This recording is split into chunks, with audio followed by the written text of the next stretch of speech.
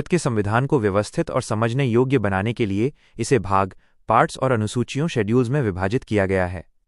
इसे आप एक मोटी किताब के इंडेक्स और परिशिष्ट अपेंडिक्स की तरह समझ सकते हैं। यहाँ इसके मुख्य कारणों की विस्तार से जानकारी दी गई है।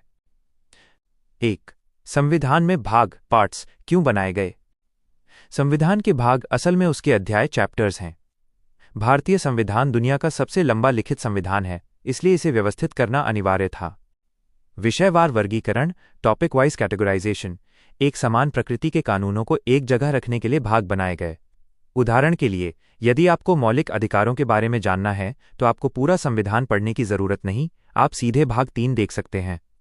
प्रशासनिक स्पष्टता, भाग यह स्पष्ट करते हैं कि केंद्र सरकार भाग 5, राज्य सरकार भाग 6 और स्थानीय निकायों भाग 9 पंचायत की शक्तियां और कार्यक्षेत्र क्या हैं।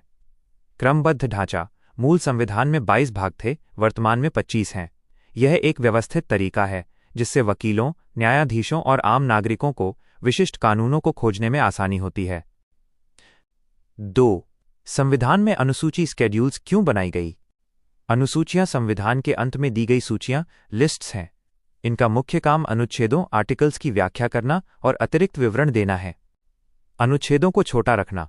यदि हम भारत के सभी 28 राज्यों और 8 केंद्र शासित प्रदेशों के नाम अनुच्छेद 1 के अंदर ही लिख देते तो वह अनुच्छेद बहुत लंबा और उबाऊ हो जाता।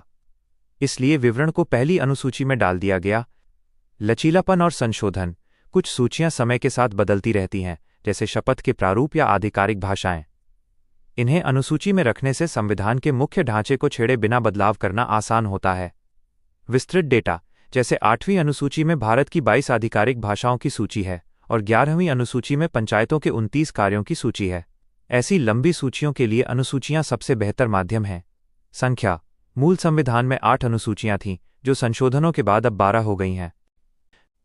निष्कर्ष, संक्षेप में कहें तो भाग संविधान को एक आकार और दिशा देते हैं, जबकि अनुसूचियां उसमें गहराई और विवरण भरती हैं। इनके बिना भारत का संविधान एक उलझा हुआ दस्तावेज बन जाता, जिसे समझना लगभग नामुमकिन होता।